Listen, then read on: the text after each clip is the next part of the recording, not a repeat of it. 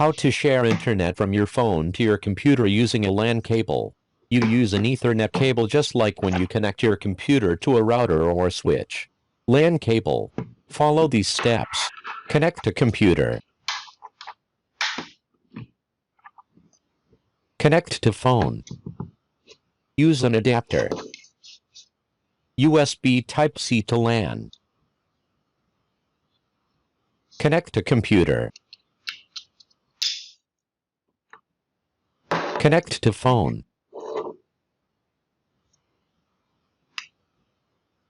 On your phone, share the internet as follows. Settings.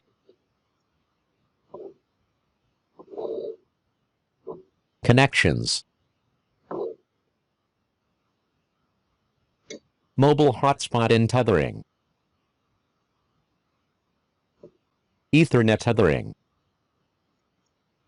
Enable Ethernet tethering. Done.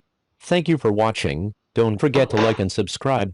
Check your internet connection on your computer.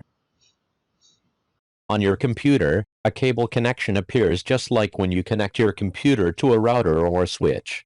Internet access. Measure internet speed. Speed test. Download. Upload. Good luck.